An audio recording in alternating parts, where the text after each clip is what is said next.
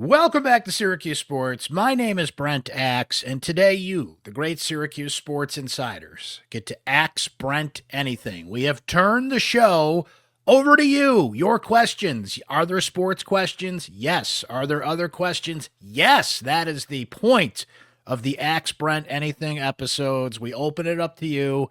You ask the questions, and I answer them. It is always a ton of fun, and that's part of being a Syracuse Sports Insider and the fun you get to have. You guys can ask me questions anytime about all matters of Syracuse sports, the things you want us to ask Syracuse players and coaches, just want to shoot the breeze and talk SU sports, want to get it off your chest during a Syracuse football or basketball game. Give us your observations that will be heard and seen exclusively here on this podcast. Then being a Syracuse Sports Insider is how you do it, my friends. It's only $3.99 a month to be a Syracuse Sports Insider. You can try it free for 2 weeks, and all the info is on your screen there, or you can check in the show notes on how to sign up today. So before we dive into the amazing questions that you guys always send along, a couple of reminders. One is we love to feature your original music here on Syracuse Sports. Now, ironically, we're not going to do that today because the Axe Brent Anything shows are just one segment. We don't have a transition to make to a guest.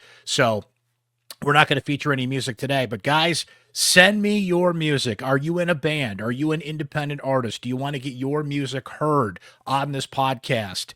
Please send it along. All the info is in the show notes on how you can send me your original music. Send me an email, baxe, B-A-X-E, at syracuse.com.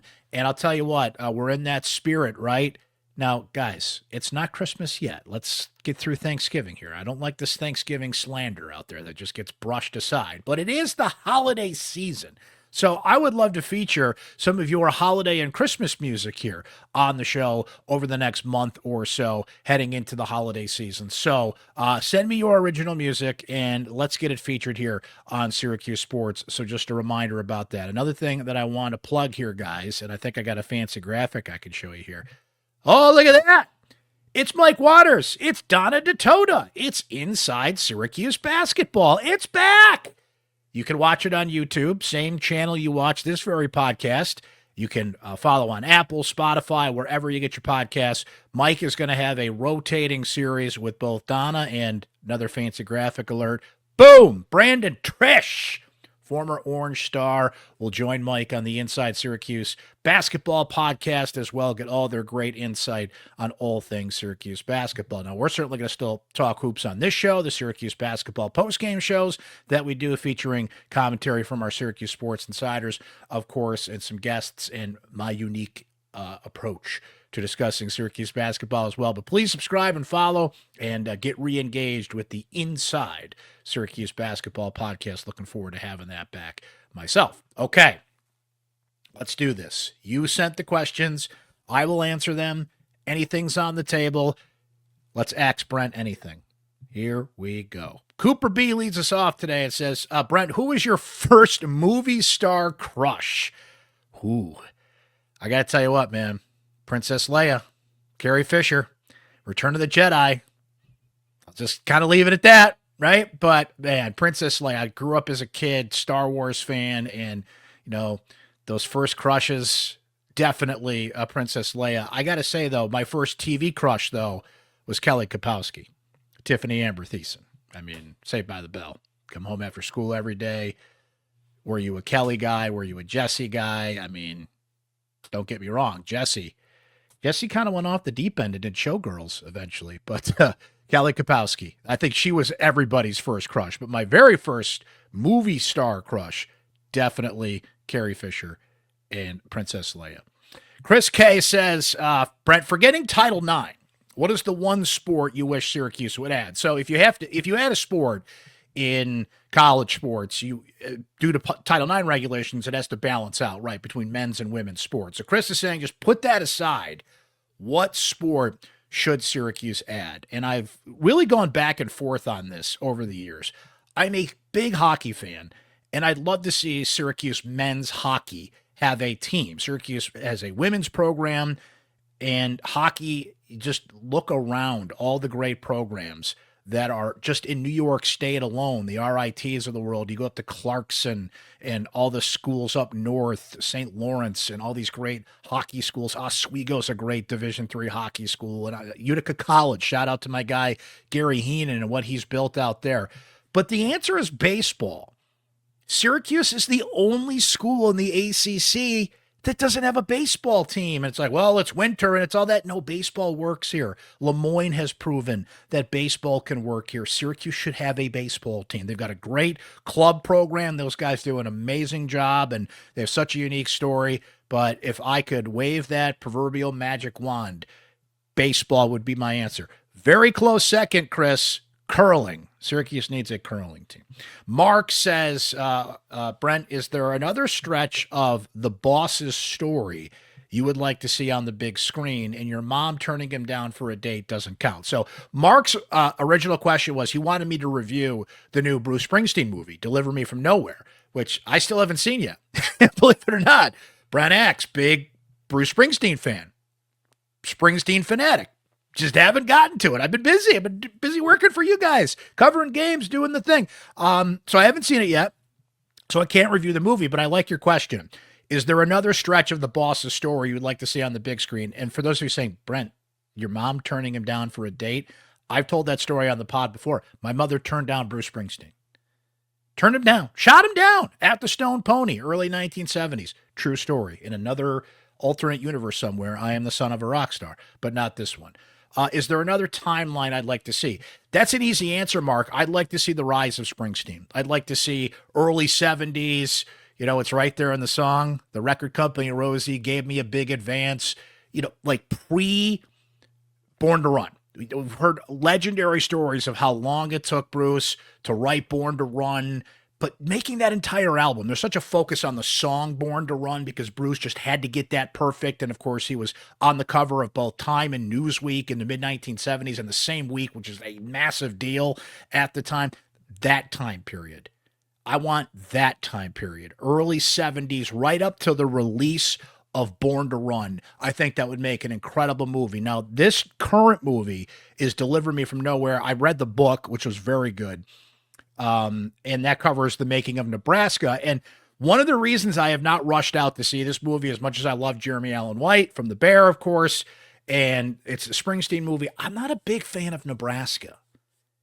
Nebraska is probably my least favorite Springsteen album. It's just not my thing. I mean, I love Atlantic City and a couple songs on the album, but Nebraska's just not my thing. I'm more of a hard rockin', upbeat, traditional Springsteen fan. I love the upbeat songs, and Nebraska is just so damn depressing. Nebraska is just, it's a very confessional album, and I get the story of everything, and it's an incredible story, but man, that album just, whoo, you got to be in a certain emotional state to listen to that thing. I like the upbeat Bruce stuff. So I'll get to it eventually, Mark. I don't have a review for you now, but if I wanted to see another Springsteen movie made, definitely that time period, early 70s, right up until they make Born to Run. From Maddie S., who says, Brent, now a couple of these questions have kind of a similar theme, so I want to lay out a couple of them here. Maddie S. says, Brent, you grew up in Syracuse, love Syracuse athletics. Now you make a living talking, writing, and watching Syracuse sports. You get to meet and talk to the athletes. Do you ever wish sometimes you were just a fan again? Now, Micah has a similar question here. He says, Brent, what is your emotional relationship, if any, with Syracuse football and basketball and the Buffalo Bills? Have you ever thought about the Bill Simmons model? He's covering sports, but with an unapologetic rooting interest in his Boston teams. So those are two similar questions there. You grew up here, you got into media, kind of what is your emotional relationship with the team? I've been doing this for so long now that I enjoy the role that I play. But I enjoy the role that I play, and I appreciate that you guys know, look, I grew up here. I put time in. I've got skin in the game. I was in those stands in the Dome before I got into media, and I was just always fascinated by when I would go to games and I would see these people down by the court, and I would always ask my dad, like, what are they doing down there, right? And then I kind of learned what they were doing, and I was like, they let you do that for a job? Like, I've got to do this. So it was a simple way of why I got into it. I just thought, how cool would that be? And then eventually you learn like, oh, you can go to school for this. And like all these things, all these light bulbs start going off in my head. So have I ever thought about the Bill Simmons model? Perhaps if I was in a different place doing something different, but when you work for an organization like syracuse.com, I owe it to my audience to be objective, right? But knowing where the passions are, knowing what it felt like through the years, and I think that helps me cover the team. Frankly, this podcast and our Syracuse Sports Insider text line, keeping in touch with you guys, talking to you guys, what are you thinking? What are you feeling, right? That helps shape my coverage more than anything. And I enjoy playing that role. I think you can do both. And people always say, do you root for the teams? I can't root for the teams, but come on. When Syracuse is doing well, like last year when that team won 10 games and people were swept up and Kyle McCord and the rise of Fran Brown, when the community's in a good mood, it puts me in a good mood. I'm happy when you guys are happy. I can't root for it, because that's the gig, that's the job. But when Syracuse makes a Final Four run in basketball, nothing tops that. Nothing tops that. The feeling in town, the buzz, everybody's engaged. I remember the 96 Final Four, and I was a senior in high school at the time. You couldn't drive by more than 2 houses that had the Cuses in the house. Oh my God, like full page newspaper in their windows, right? That's cool when that happens. I love when the entire community gets engaged in whatever it is, a winning season, a Final Four run, when everybody's in. So I can't root for that, but that's why I got into this job, because the privilege to watch these games and tell you what I think and talk to people and cover the games, but there's a job to be done there too. And you have to take emotion out of it. And I feel like I could tap into that emotion when needed, especially from what you guys want to know and how you're feeling and what you're thinking, but also to cover it with clear eyes and not let the passion that people have for Syracuse sports, in this case, take advantage of people, frankly, right? You got to keep people in check that do these things and ask you to spend money to go to these games and invest in this thing. And look at the world we're in today, where they're asking you for money to pay players, right? Like there's a great balance there of keeping an eye on that, but also just keeping an open ear to the fan base and what they want to know and what they're feeling and what they're thinking. And I've had the great privilege over the years that you guys have said in one way, shape, or form, either through the text line or you see me at Wegmans or whatever the case may be, that you appreciate that I'm doing that job. So what a privilege to be able to do this in my hometown where I grew up, and certainly grew up rooting for those teams, but made that transition certainly in college and beyond to becoming a professional, covering the teams, but at the same time, like, man, I was there when Pearl hit that shot. I was there when Michael Owens took in that 2-point conversion. I was there. I mean, go through all the games through the years as a fan, and then into covering games. And Micah asked that question because when Lawrence Moten passed away recently, I brought it up on the pod. Like, he was the last athlete I ever rooted for at Syracuse, because I was in high school at the time. I used to jack up my socks like Lawrence Moten when I played lacrosse. And shortly after that, I went to college, and right in college, my first semester, I got a job in radio and really started to make that transition into being a professional journalist, if you will, right? So I do remember that. And I think somebody else has a question, or was it in one of these questions here? Oh yeah. Do you ever wish you were just a fan again? Once in a while, Maddie, I think that once in a while it'd be nice just to, and I have done this. I have taken days off and just sat in the stands and gone to games with my family. I probably did not do that enough over the years, frankly. I should have taken some more days. My daughter was never a huge sports fan anyway, in terms of SU sports, but we did other sports here. Like, she loves to go to crunch games and things like that. But I probably should have done this more over the years, just take a night off and go sit in the stands and have a cold one and watch the games. But I don't miss it. I like the role that I play. I like the role that I have in the community and with syracuse.com and with this podcast, and the relationship that we have with the fans. I think you guys know I'm passionate about sports, but I'm gonna tell it like it is, and I owe that to you. That's the thing I owe to you more than anything, and I love playing that role. So once in a while I miss it, and Micah brought it up here with the Bills. Like with the Bills, I am 100% a fan. 100%. There was a time when I worked for the Bills radio network and I had to kind of put that aside like I do in covering Syracuse sports. But see, that's the thing. I don't miss being a fan of Syracuse sports because I'm a fan of the Buffalo Bills. I'm a fan of other teams that I get to be a fan of that I don't cover professionally, right? So that helps balance things out. So two good questions there, and I appreciate you guys asking that. Frank P says, Brent, have you ever had a garbage plate from Rochester, New York? And Frank, I have, and they're garbage. I'm sorry. Garbage plates, I don't like them. I don't. I'm going to get attacked by the Rochester people now. Come on in. Let's go. Bring it. I don't like garbage plates. I think you have to be a certain age to enjoy garbage plates. I think if you're out drinking all night and, you just want to have a garbage plate at 1 o'clock in the morning, hey, go for it. I'm not telling you not to do that, but I'm a Syracuse guy. I like Syracuse food. I love the rivalry between the Syracuse Mets and the Rochester Red Wings. It's the plates versus the salt potatoes. I'm a salt potato guy, man. Don't give me that garbage plate stuff. Team salt potatoes all the way. Let's go. I'm just not a fan. I think, I've had them and I don't know. They're fine. But a lot of that has to do with, and Frankie has a similar question here that I'll get to about food, right? I think so much of the pride you have in food is regional, right? Which gets to Frankie's question here. It says, Brent, what is your favorite iconic Syracuse food spot? Now, I like how you ask this question because there's a difference between, hey, what are your favorite food spots? What are your favorite off the beaten trail food spots? Certain kinds of food, right? Pizza, burgers, Italian, whatever the case may be. You said, what is your favorite iconic Syracuse food spot? Okay.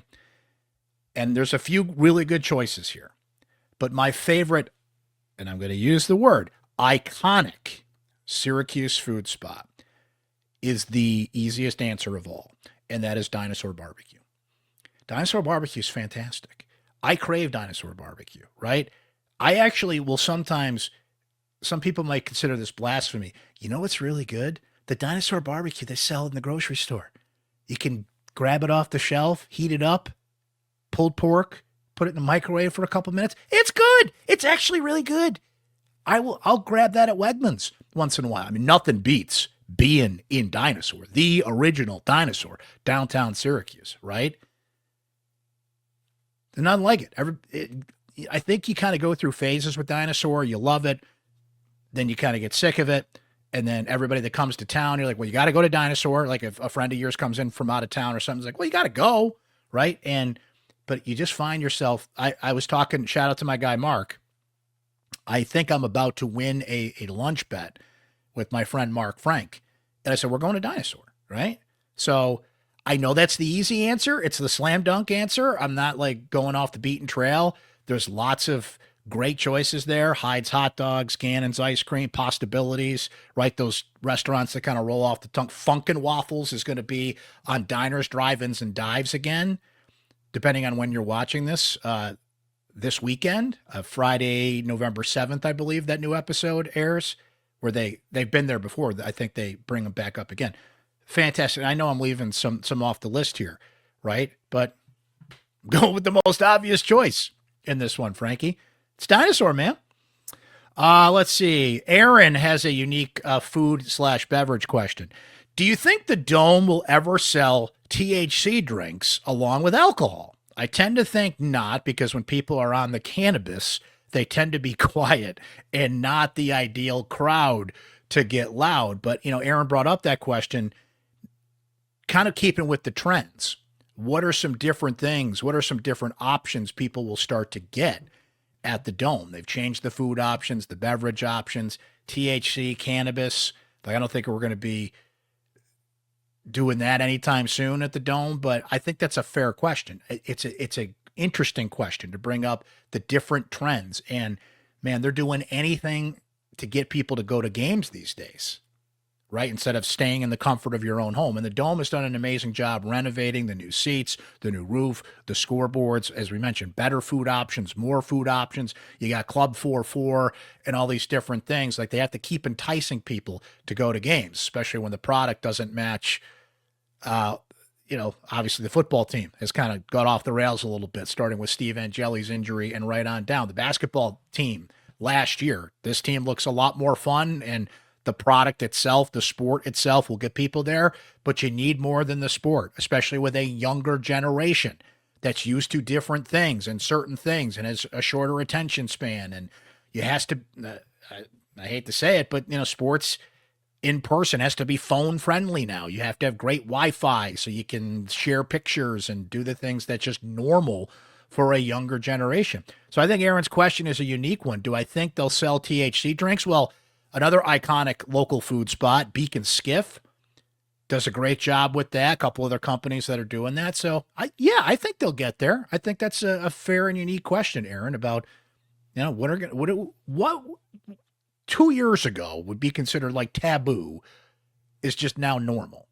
And that's one of those things. So I think they'll get there eventually. Seth B says, Brent, what made you want to do sports commentary? What's your favorite part of the job? What's your favorite game time food? And how many texts do you receive a day from the insiders? Wow. All great questions. Let's start with number one. I brought this up briefly earlier, Seth. It's just simple. I would go to games with my dad, and I would see these people sitting courtside, and I was just so curious. Dad, what are they doing down there? How come they get to sit right by the court? And kind of learned what a sports writer was. I learned what Doug Logan did calling the games. I just became fascinated by it, and then really got into not just watching games, but really studying the broadcasters. I was just at a panel this week. What an amazing Hall of Fame panel at Syracuse with Bob Costas, Ian Eagle, Sean McDonough, and Marv Albert on the same panel. What would you ask Mount Rushmore if it could talk back to you? That's what that was like. And that experience, but I really started to study those guys. And then, of course, I discover a lot of these guys went to Syracuse, right? And here I am in Syracuse, New York, with this just dynasty of sportscasters and sports writers and people that went to the Newhouse School, right? I mean, how could I not get into it? My favorite part of the job is the unknown.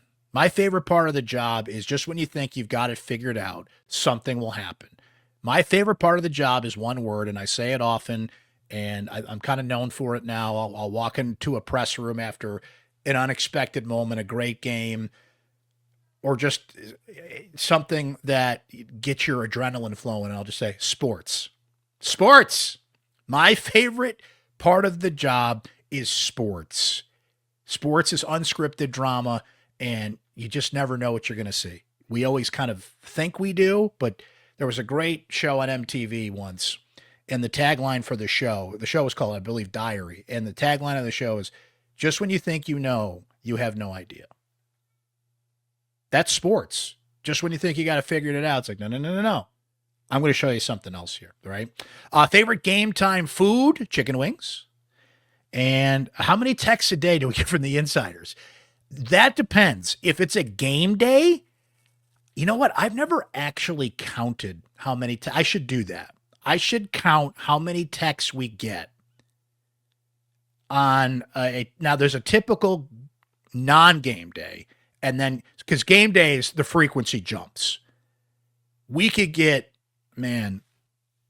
over 200 texts during a game easily. But I've never actually sat there and counted them, but it's a lot.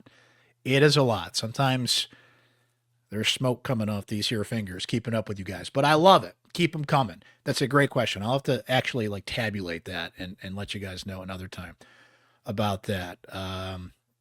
Speaking of texts from Susan B, says, Brent, did I understand you the other day talk about how you like to watch Hallmark Christmas movies? I live that distraction this time of the year. Now, Susan, let me just say this. Do I sit down at night, get in the DVR queue and say, let's watch some Hallmark Christmas movies? No, but I'll watch them. My wife likes to, I always say tape. You don't tape anything anymore. You digitally record them. My sister-in-law always comes home for Christmas, She lives in Colorado and she'll come home, and I know I've got to have a good, steady, I don't know, 8 or 10 Hallmark Christmas movies in the DVR queue, ready to go, ready to watch. That's kind of our week in between Christmas, New Year's tradition, after at night when we're just relaxing and enjoying some time off. We'll pop on the Hallmark Christmas movies. And I always love to sit there and watch and just kind of pick them apart and laugh and be like, let me guess, they're going to fall in love at the end. Like all these movies have the same plot. They have the same plot, but you know what? You said it, Susan. There's just something about them. There's just like all those Christmas time, you watch all the same movies, the traditions, the same music, like you just kind of get into the same mind frame. I don't mind them.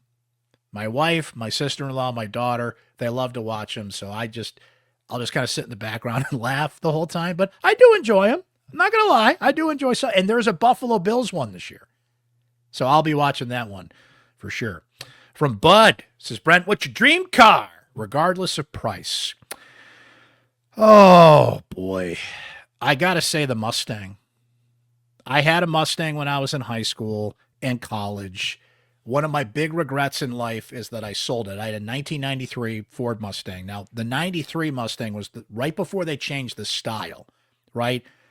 Starting with the 94, it's that kind of more modern race car look that you see out there. But I had the 93. The style was different. I'm not a big car guy, so I can't really describe to you what the style was. But, you can look it up.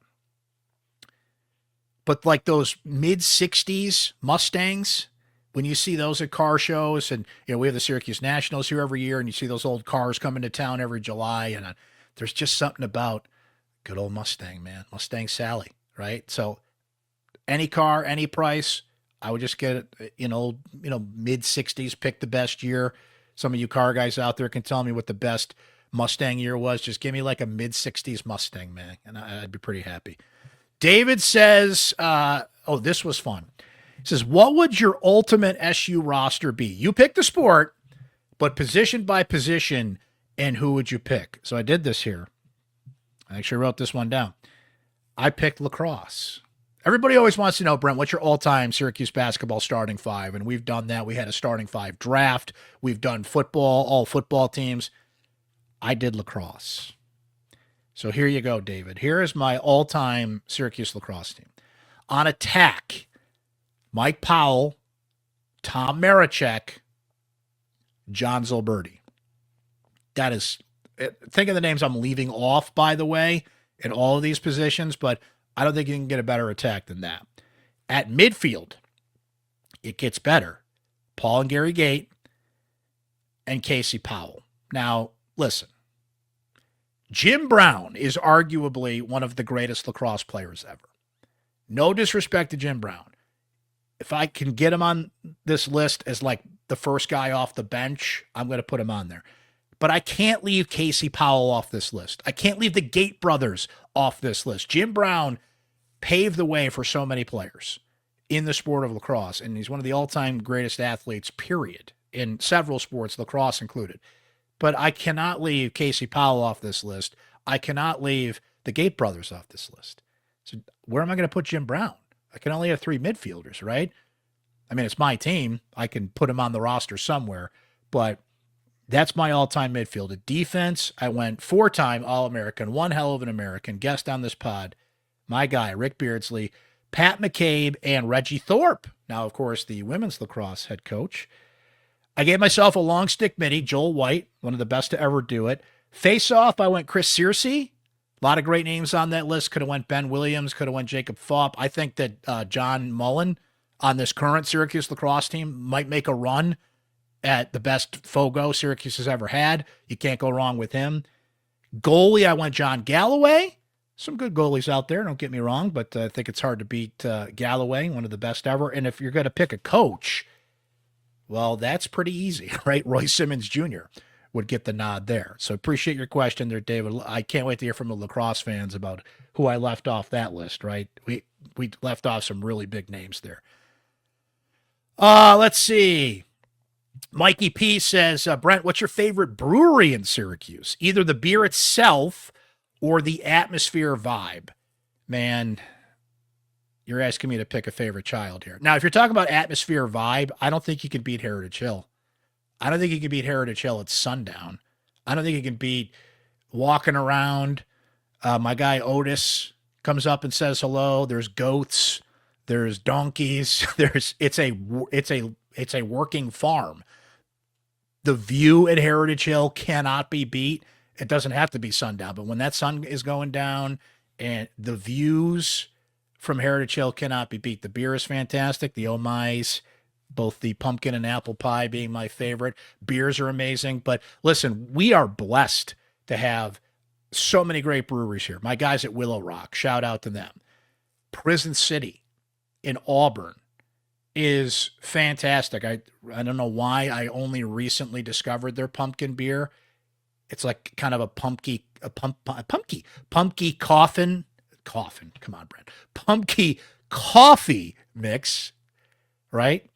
Fantastic. Myers Creek is incredible. That's where Coach Fran Brown does his radio shows. I'm sorry. My apologies, guys. I know talking cursive is great. I think Mikey P actually brought them up in his text. I'm going to leave somebody out. I apologize because there's so many good ones here, right?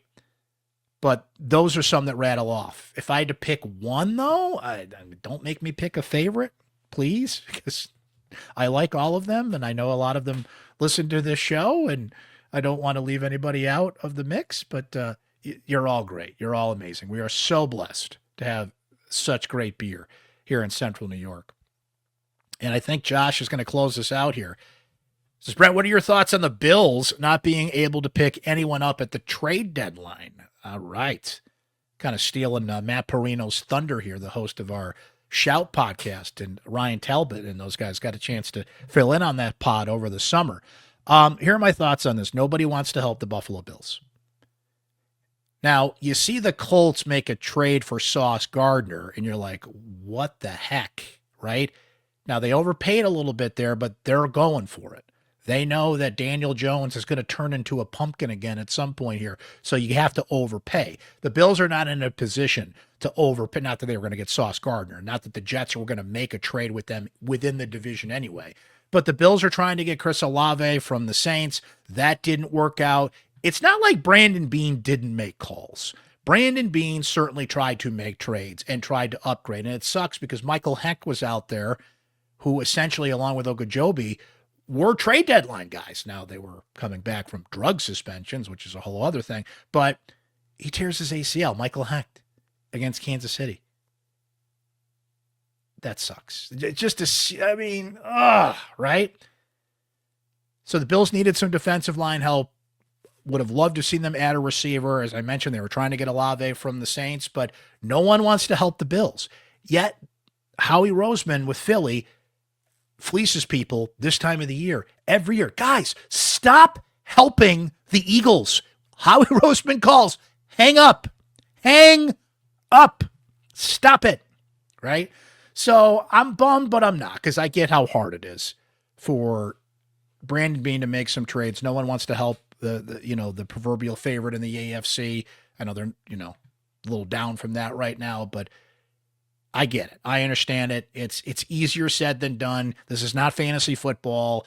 You got to think about salary cap and draft picks and all these things. So I was bummed. Don't get me wrong. I was hoping that Beane would pull off some Brandon Beane magic, but I get it. It's hard. No one wants to make deals with the Bills.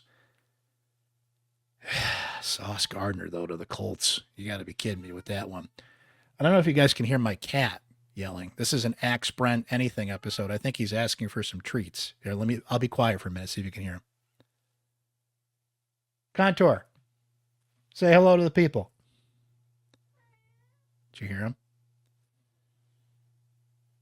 There's a door over to my right here, and he's at the foot of the door, like his little paw. He's trying to get in. Let me see if I can show you over here. Look down there. See that? You see that? See down there? You can kind of see his nose. What do you want? You want a treat? There you go. The Axe Brent Anything episode ends with the cat asking for his treat. There you go. Kind of appropriate. Thanks for your great questions, everybody. Fantastic stuff. Always love answering your questions. Always love doing this pod. We're going to continue with our Syracuse basketball postgame shows. Depending on when you're listening or watching this, Saturday, November 8th. So Syracuse, Delaware State at the Dome, Syracuse, Miami football. We're going to double dip on that one. So I'm going to go to the basketball game. I'm going to watch the Syracuse, Miami football game, and we're going to do a double pod that day. So both football and basketball in one pod, 2 for the price of 1. Fantastic. So we're looking forward to that. Make sure you subscribe, Spotify, Apple, YouTube, so you don't miss episodes of this podcast. Both our Syracuse Sports live post-game shows and the Syracuse Sports podcast as well. Please send me your live music to be used on this show. Independent artist, you're in a band, you've got some music, please send it my way. Please get in touch on how we can feature your original music here on Syracuse Sports. Please subscribe to Inside Syracuse Basketball. Mike Waters, Donna DeTota, Brandon Trish, that is back up and running. Anything else I got to promote here? You guys got a pancake breakfast or something you want to promote or something? We're hitting all the plugs here. Thanks to Krause Health, the exclusive healthcare partner for Syracuse Athletics. And thanks to you for listening and watching this pod, and amazing questions as always, guys. All right, that is going to do it for this Axe Brent Anything edition of Syracuse Sports. Thanks for your great questions. We'll talk to you next time, guys.